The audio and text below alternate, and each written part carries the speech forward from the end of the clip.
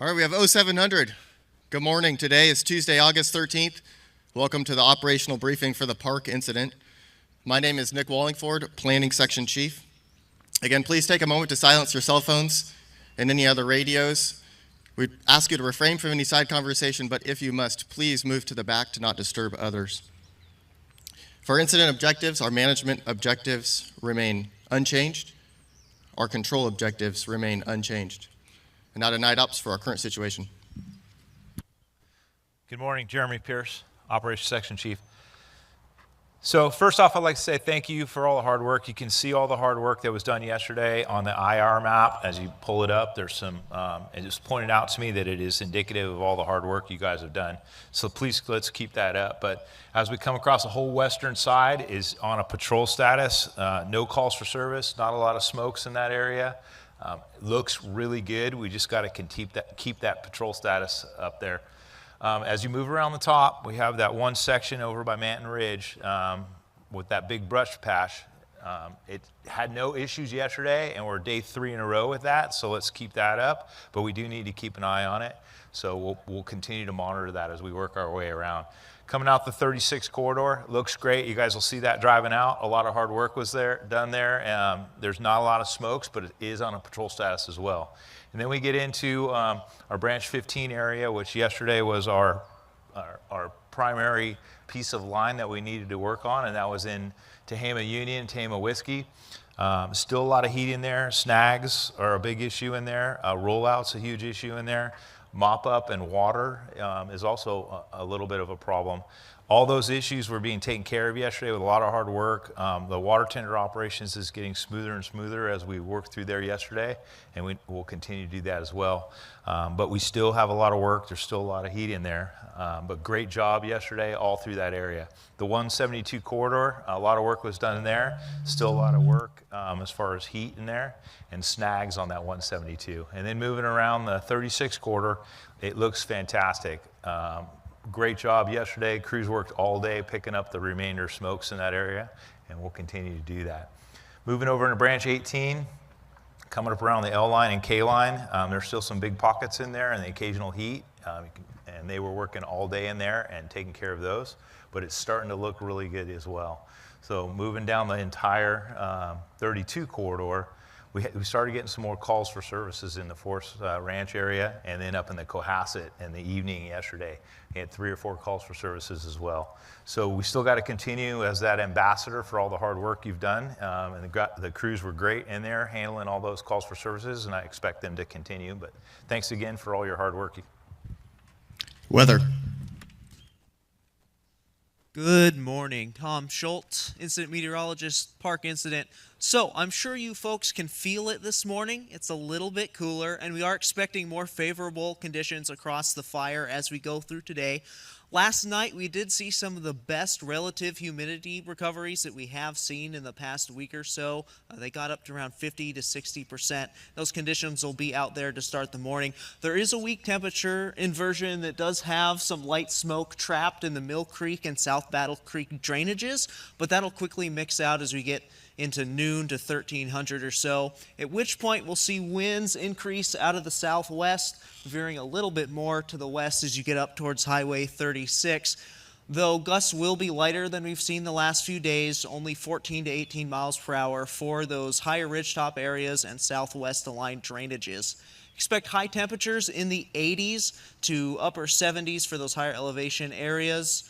We'll see minimum RHs in the 20s and 30s as well. As we go through the rest of the afternoon into the evening, we'll see conditions calm down around 20 to 2100 with those drainage winds setting up overnight. Expect overnight maximum recoveries to be around 40 to 50%, so still pretty good. Now, if you flip to page 4 of your IEP, I just want to point out there is a QR code there at the bottom of the weather section. If you're ever curious to see what weather conditions are going on across the fire area, that QR code will take you to a site that has a couple of the RAWS stations placed around the fire. So just wanted to point that out. End of report. Fire behavior.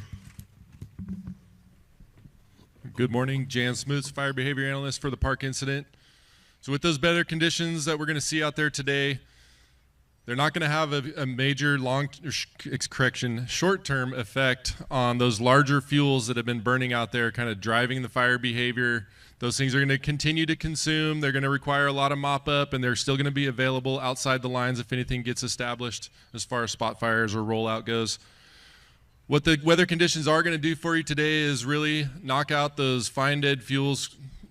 They're going to bring up those fuel moistures, the light flashy fuels around the perimeter in the lower elevations. They're not going to be as available or receptive to new starts. And combine that with the lower wind speeds, we're going to have less potential for spotting, and we're going to see a much shorter burn period. That kind of active window for fire behavior today is going to be picking up in the early afternoon and last into the early evening, and then things are going to really shut down as the RH recovery start to come up overnight. So overall, things are looking very favorable for mop-up operations and keeping the fire within the current footprint. Take advantage of those conditions and have a productive day. Safety. Good morning, Josh Kitchens, Safety Officer, Park Incident. This morning you can find your safety message on page 6 and 7. Please use the safety message in the IAP as a tool to brief your crews. We've been here for a few weeks now, many of us 2 to 3 weeks. We've had the same assignments, same ground. We've had lots of success with those assignments. The comfortability with success can lead to complacency. Also, we've been experiencing fatigue from being here for 2 to 3 weeks. This also leads to complacency. Go out today, take a tactical pause, evaluate your abilities and your crew's abilities and what you need to do to continue to be successful. Make sure we don't let complacency stop us from making good decisions today. Make sure we continue wearing our PPE, look up, look down, look around. Thank you. Air operations. Good morning, Team Park. Greg Bradshaw, Air Operations on the Park Incident. Air Operations will continue to support your needs in meeting your operational objectives. We have air attack and fixed wing available on request. Helco will be up over the fire. We still support you out of 2 helibases with 10 Type 1, 3 Type 2, and 4 Type 3 aircraft. CAL FIRE supports us with our day rescue ship. I've talked to you every day about the California National Guard supporting us with a night rescue ship. We no longer have a night rescue ship available to us. I just want to give a shout out to the California National Guard for that support. Additionally, the California, Arizona, and Nevada National Guard supported us during this firefight with Type 1 firefighting aircraft, and I just want to thank them. I want to give a shout out to all of our military members, past, present, active, inactive, and those that made the ultimate sacrifice in protecting the freedoms that we enjoy living in this great nation. Clear eyes, full heart. God bless Team Park. God bless our military, and God bless America.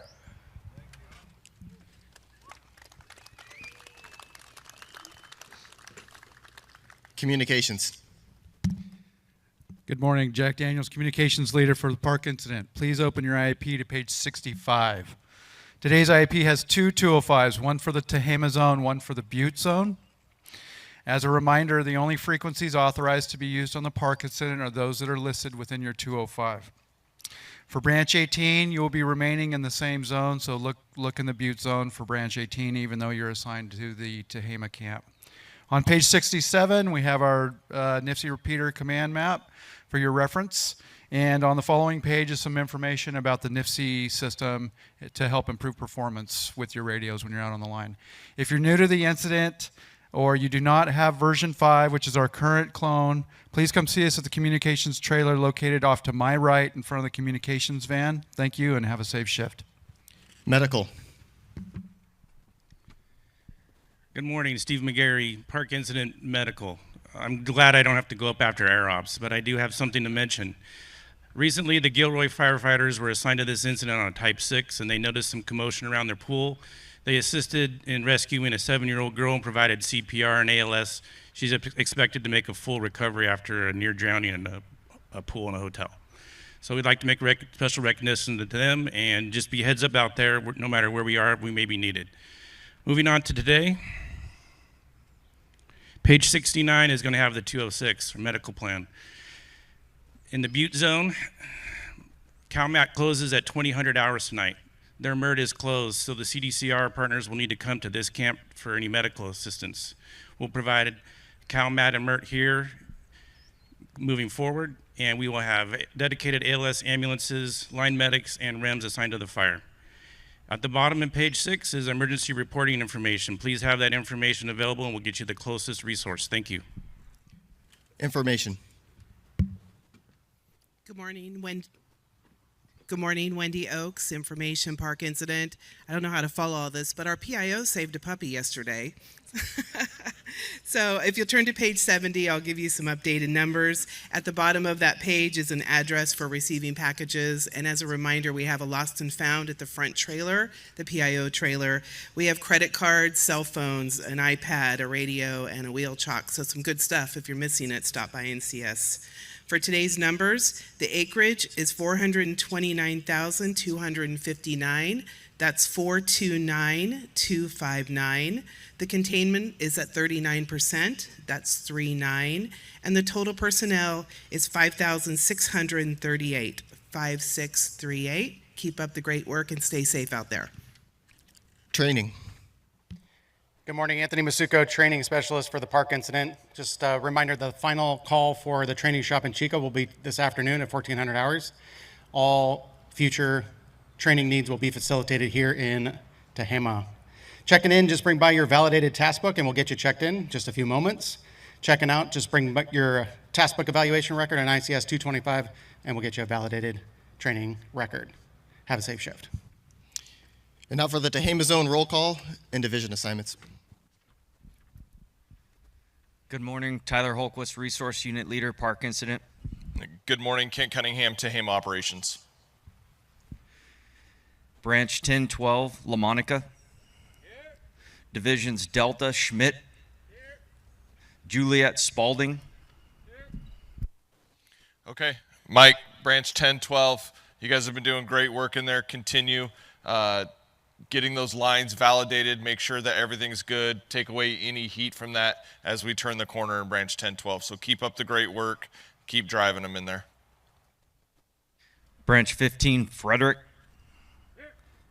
Divisions Quebec, DiMartino. Uniform, Rambo. Whiskey, Kenyon. X-Ray, Peterson. Mickelargy. Okay, Shane. Priorities today for Branch 15 is west of Mill Creek on 172. We've had the fallers in there for the last couple days doing great work. Now it's time to get that mopped up. We'll need to be aware in there today. There's still some snags in there deep, so make sure that we're looking up, looking around, looking down. The Rock Garden in Tehama Union, and then also the part in Tehama X-Ray where it's backing down in the meadow. We need to get that mopped up. That's really the only smoke production out there on the tip of this thing. Branch 18, Pooley. Here. Divisions Charlie, Haley. Here. Echo, Fowler. Here. Foxtrot, Cassone. Here. Okay, Pooley, great work in there in Branch 18. That was a heck of a stop, a heck of a catch. We need to validate the line today.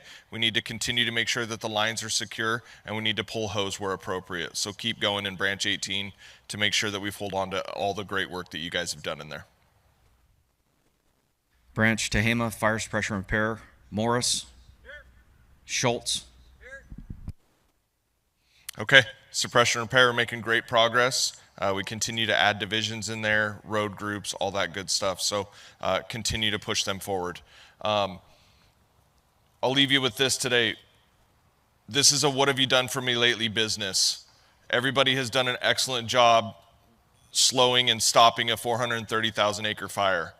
However, if we leave a mess for this unit, whether it's suppression repair, garbage on the line, hose and hose lays, berms where they're not supposed to be and knocked down, that's what we'll be remembered for when we leave. So go out there today. If you identify something, make something better today so that we leave a great product for this unit when we get out of here. Thank you. A few reminders at the conclusion of briefing. Please ensure to go to your division breakouts, beginning with Division Tehama Delta Echo on your left and wrapping all the way around. If you are unassigned, please ensure you go to the unassigned booth where you got your IAP. In your IAP, also refer to page 78. We have additional documents through a QR located there. For meetings today, the next cooperators meeting is at 1000 hours. The next planning meeting is at 1700 hours. And the next operational briefing will be tomorrow in the same place at 0700 hours. And now to our Unified Incident Commanders for closing comments. Good morning, everyone. My name is Kristen Allison, and today I get to bring you a message from your last National Forest Supervisor. They are very appreciative of your service on the fire. We know that you have all been away from your friends and family for a long while, working in tough and hot conditions. Many of those acres have been on your Forest Service lands. Due to your successful efforts, those lands will be available to all of us for many years to come. I want to remind you that your work is making a lasting impact. Have a great shift.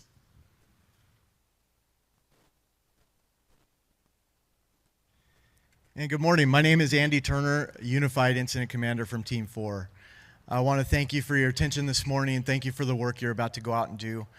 My time this morning will be to honor the memory of Battalion Chief Matthew Burchett, who passed away on the Mendocino complex this day in 2018. And we need to let it be a reminder of how perilous and dangerous this job is. A special thank you to those folks from Draper, Utah, who are here today, again in California, come across to help us with another mega fire. So our hearts are with you as you go out on the line today. So with that, let's make today's focus in honor of Burchett's memory on safety. You know, take your time, mitigate hazards, limit your risk, take care of yourselves, take care of your crew. Have a good day. Butte Zone Operations, Jed Gaines. Good morning.